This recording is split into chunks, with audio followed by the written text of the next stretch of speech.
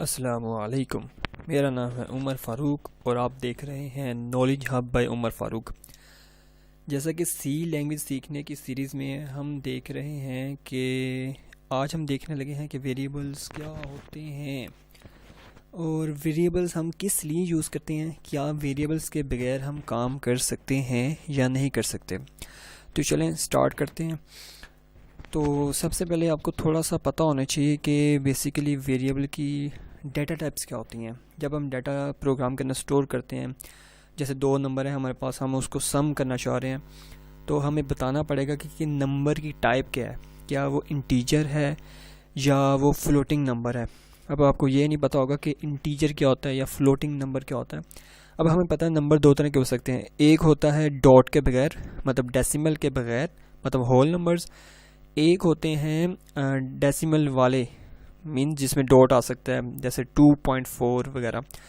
तो जो whole numbers होते हैं या इंटीजर नंबर होते हैं उसको बोलते हैं इंट।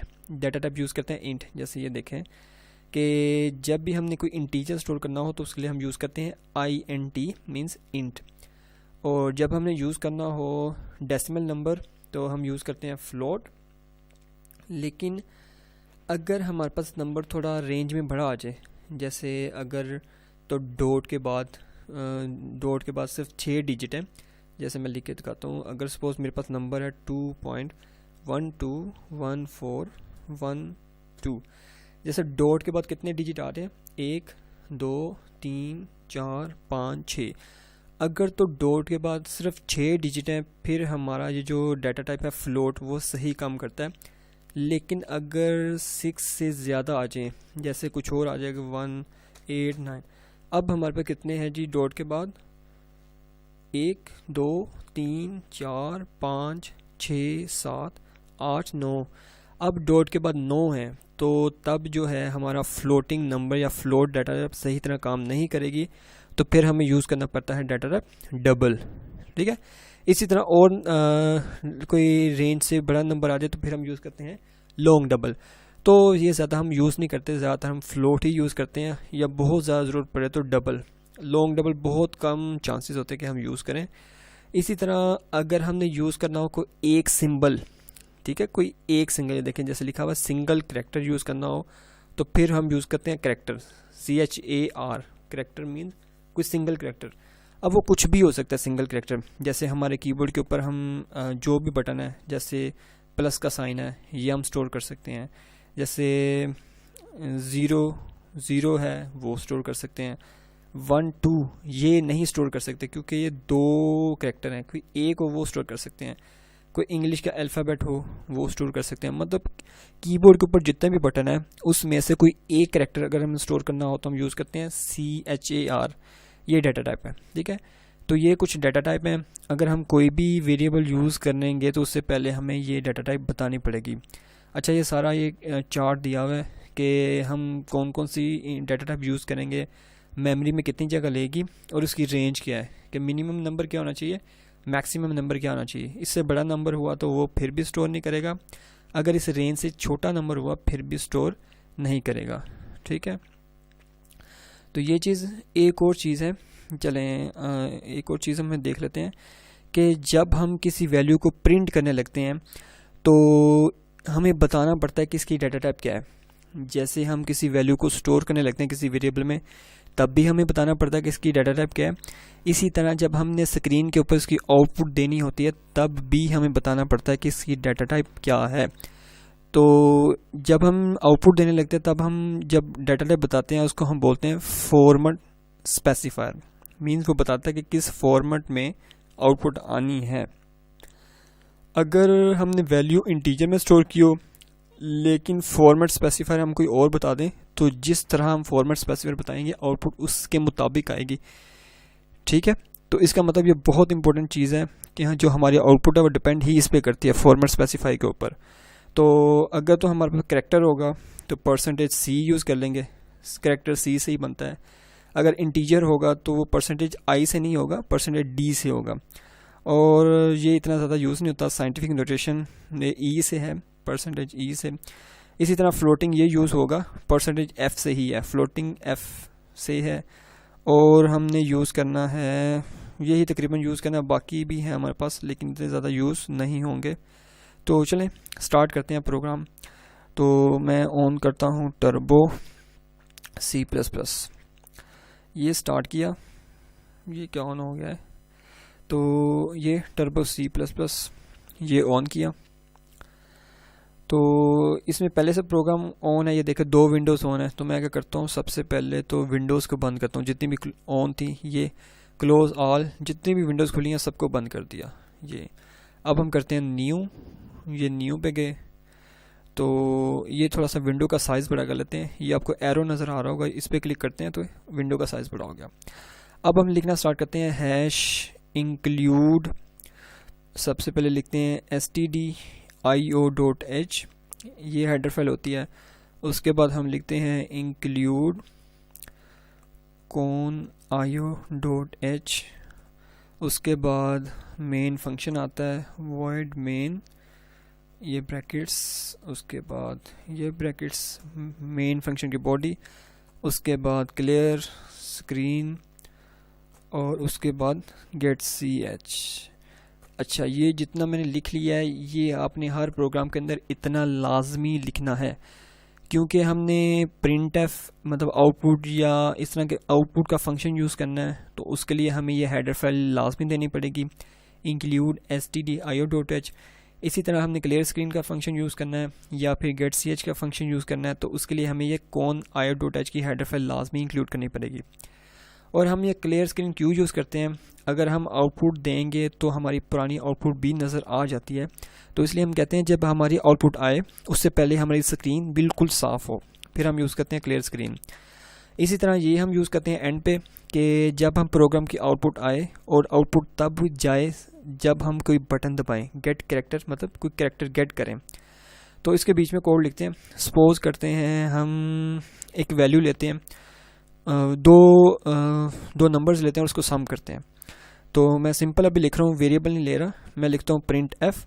जब हमने आउटपुट देनी हो तो हम यूज़ करते हैं printf का फंक्शन, और ये लिखा इस तरह, और इसमें हम डबल कोट्स लिखते होते हैं। इधर मैं सपोज 5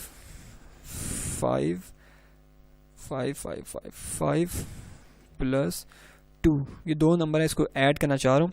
तो अगर मैं अभी इसको करूँगा कंपाइल, ये कंपाइल Alt F9 शॉर्ट किया इसकी, कोई एरर नहीं है। इसके बाद अगर मैं करता हूँ रन, जो कि कंट्रोल F9 है, तो आप देखें आउटपुट कुछ भी नहीं आ रही। मैंने आपको इसलिए बताया था कि हमारी आउटपुट किस पे डिपेंड करती है, फॉर्मेट स्पेसिफायर के ऊपर। अब इसको अगर हम ऐड करें 5 + 2 आंसर आएगा 7, जो कि इंटीजर है। तो आपने क्या करना है, ये जो डबल कोट्स हैं इसके बीच में लिखना है %d। जब भी इंटीजर वैल्यू आएगी तो %d आपने लिख देना है। तो हमने प्रोग्राम अगर तो कंपाइल करना हो तो मैं इधर लिख देता हूँ, कंपाइल करना हो तो हम यूज़ करते हैं Alt F9। मैं Alt + F9 को दबाया, कोई एरर नहीं, कंट्रोल F9 को दबाया, प्रोग्राम रन हो गया। तो अब आउटपुट देखिए आ रही है 7 क्यों आ रही है, इन दोनों को ऐड किया और आउटपुट आनी किस तरह चाहिए थी, ये इंटीजर। अगर मैं इससे पहले कुछ लिख दूंगा जैसे सम इज़ इक्वल टू, तो अब आउटपुट आएगी, डबल कोट्स में अब कुछ भी लिख दोगे वैसे प्रिंट होता है। तो सम इज़ इक्वल टू, और इस ये जो फॉर्मेट स्पेसिफायर है इसकी जगह पे आउटपुट क्या आएगी, ये जो बाहर लिखा हुआ है ये डबल कोट्स के बाहर, तो 5 + 2 7, और इसकी जगह पे एक इंटीजर वैल्यू प्रिंट होगी जो कौन सी होगी 7। तो इसी तरह मैं अब दोबारा एक और लिख लेता हूँ printf, और अगर मैं लिखता हूँ मल्टीप्लिकेशन इज इक्वल टू, यहाँ पे लिखता हूँ %d, और आगे लिख देता हूँ 5 × 2। अब आंसर आना चाहिए, मैं थोड़ी सी बीच में स्पेस देता हूँ, 5 × 2 10।